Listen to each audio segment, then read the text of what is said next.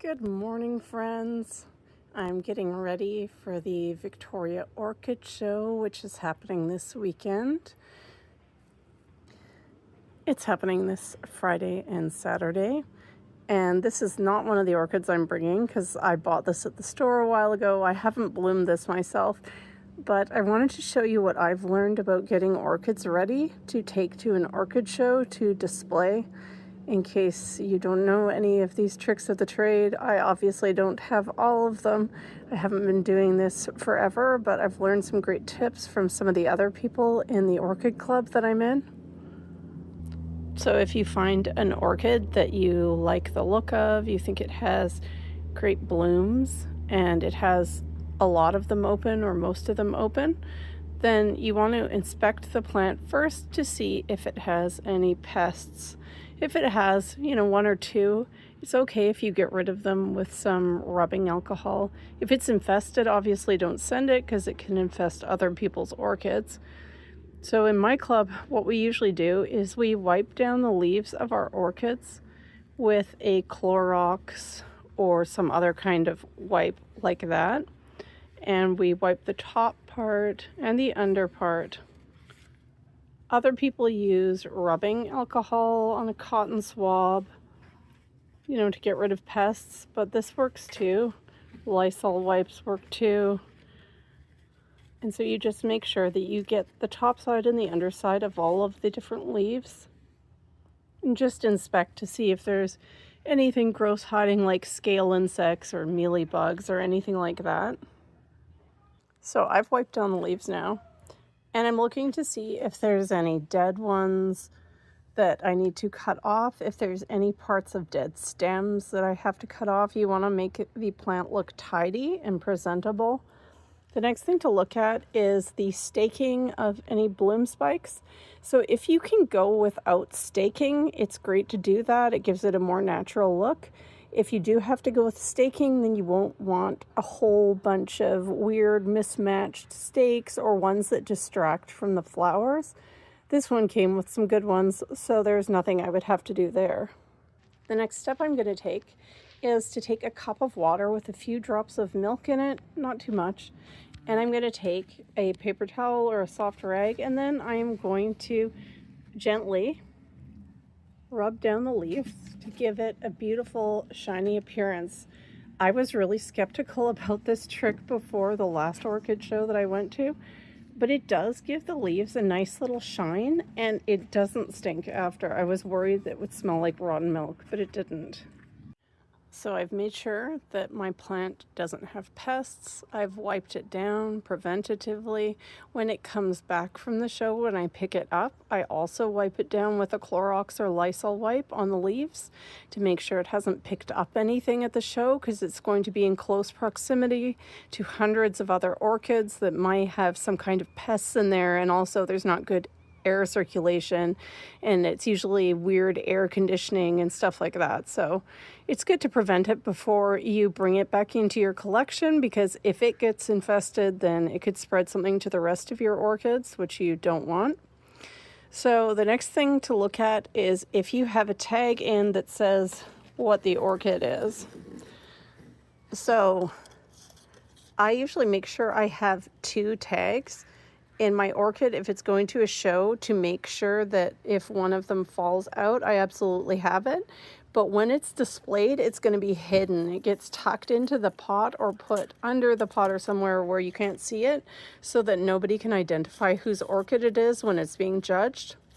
So the other thing you want to do is put a piece of masking tape under your pot and put your name and phone number and the orchid club that you're from, if your orchid show has multiple clubs in it, so that if nobody knows who the orchid belongs to, or the tags get lost, or the entering tag gets lost, that they can find you and give you your orchid back, so you wouldn't want to lose it. So when you're transporting orchids, you need to be mindful of the temperature outside and what the weather is doing. So it's hard sometimes to find a good way to transport several orchids. I entered, I think, 19 orchids in the last show or second last show that I entered. This time I think I'm only going to have one, maybe two, if one of them opens today.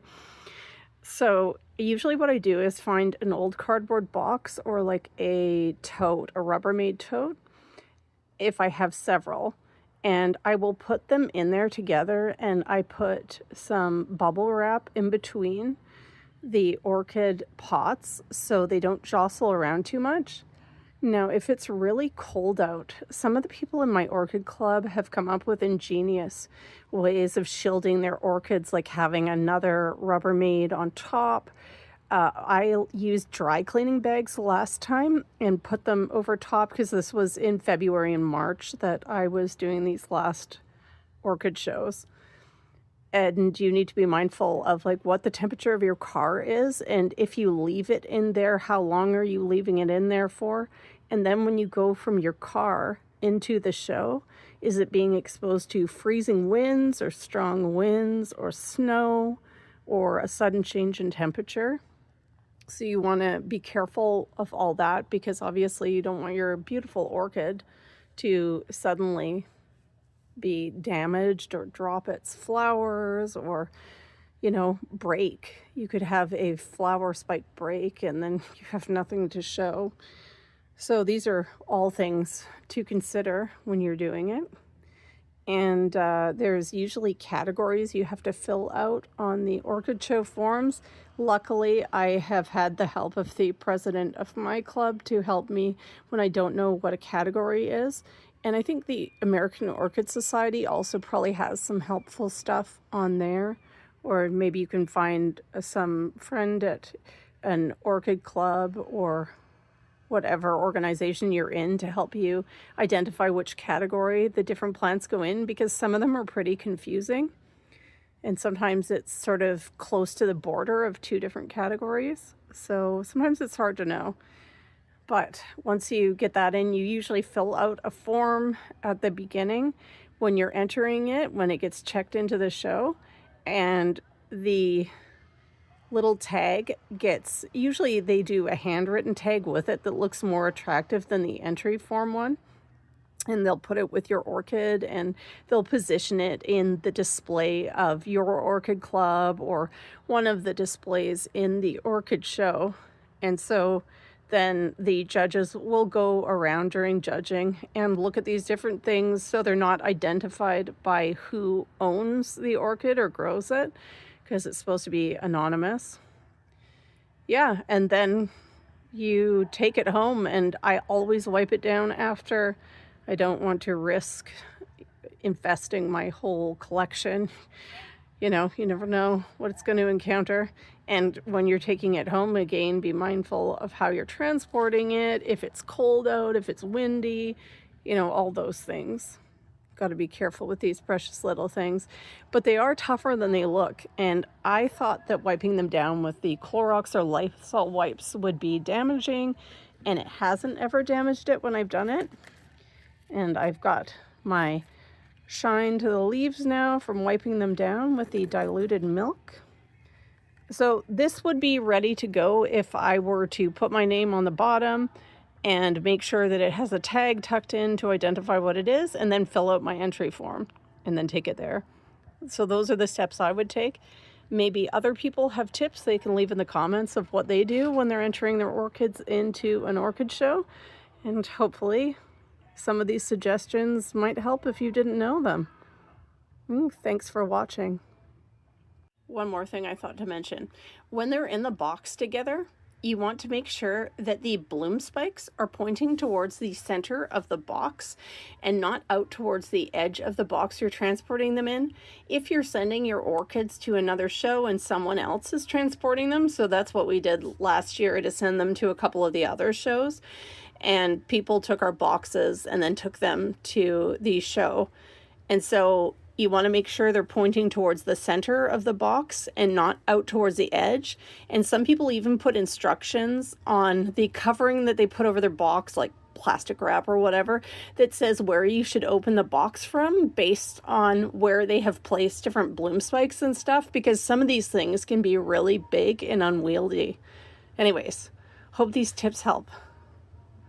And one last thing, make sure you water your orchid before you send it so that it actually has the moisture to withstand being in a drafty or really hot or air conditioned show hall, and that it doesn't get all wilty and distressed. So I usually water mine the day before and then send them.